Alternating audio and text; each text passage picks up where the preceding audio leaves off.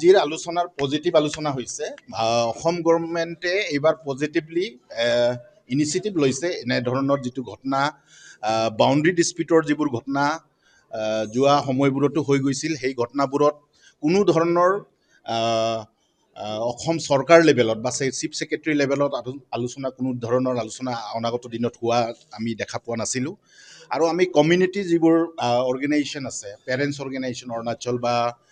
অসমৰ পেৰেণ্টছ অৰ্গেনাইজেশ্যনসমূহে বা TMPK বা ইয়াত থকা জাতীয় জনগোষ্ঠীয় অৰ্গেনাইজেশ্যনৰ মাজত আলোচনাৰ জৰিয়তে আগত হৈ যোৱা ঘটনাবোৰৰ বিষয়বস্তুবোৰক সমাধা কৰা হৈছিল কিন্তু এইবাৰ যিয়া হিমে আৰু বদতিত যি গুলীচালনা 11জন আমাৰ যি নিৰৰ লোক আঘাতপ্ৰাপ্ত হৈছিল সেই ঘটনাটোক আঁৰত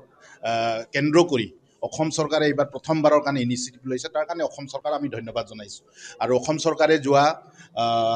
যোৱাকালি আমালৈ এখন চিঠি পঠিয়াইছিল আৰু এই চিঠিৰ জৰিয়তে আমি চিঠিক সন্মান জনাই আমি আজি প্ৰথমবাৰৰ কাৰণে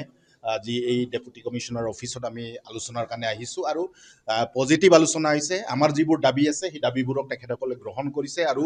সেই দাবীবোৰক এখেতসকলৰ আলোচনাৰ জৰিয়তে সমাধা কৰাৰ কথা আমাক জনাইছে আমাৰ দাবী আছে যে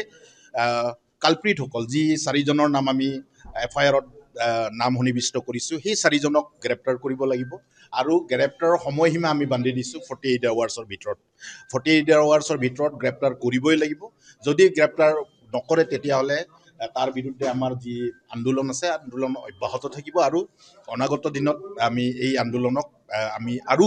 মজবুতেৰে আগুৱাই নিম বুলি আমি এখেতসকলক আজি এই মিটিঙৰ জৰিয়তে হোৱা আলোচনাৰ আমি জনাইছোঁ কিন্তু এটা বস্তু আপোনালোকক মই জনাই থওঁ চিভিল ছ'চাইটি আছে আমাৰ অৰুণাচলৰ চিভিল ছ'চাইটি আছে যেনে ধৰক গালো ৱেলফেয়াৰ ছ'চাইটি গালো ষ্টুডেণ্ট ইউনিয়ন গালো ইউথ উইংছ বা আদি ষ্টুডেণ্ট ইউনিয়ন আদি বানে কেবাং নিচি এলাইজ ছ'চাইটি নিচি ষ্টুডেণ্ট ইউনিয়ন বা অৰুণাচলত যিমানবোৰ আমাৰ অৰ্গেনাইজেশ্যন আছে এই সকলোবোৰ অৰ্গেনাইজেশ্যনৰ বিৰুদ্ধে আমাৰ আন্দোলন নহয় তেখেতসকলৰ লগত আমাৰ আলোচনা অব্যাহত আছে এই ঘটনাটো কেন্দ্ৰ কৰি ইতিমধ্যে আৰু 1.5 ঘণ্টামানৰ পাছত মোৰ TMPKৰ কেন্দ্ৰীয় সমিতিৰ নেতৃত্বৰ লগত গালো ৱেলফেয়াৰ ছ'চাইটি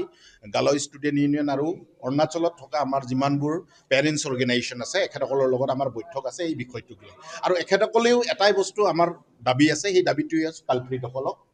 এৰেষ্ট কৰিব লাগে আৰু কালপ্ৰিটসকলক এৰেষ্ট নকৰা পৰ্যন্ত আমাৰ আন্দোলন অব্যাহত থাকিব কিন্তু সেই বিষয়ত কি ষ্টেপ ল'ম আমি TMPK যে আন্দোলনটোক ৰোড ব্লকেট কৰিয়ে থ'ম নে ইকনমিক ব্লকেটটো আমি কি ধৰণৰ আন্দোলনত আমি নামিম সেই কথা বতৰাবোৰক আমি আমাৰ কমিটি এতিয়া বহিম আমি ধেমাজিতে সেই ধেমাজিৰ কমিটিৰ বৈঠকৰ পাছতে আপোনালোকক মই অৱগত কৰিম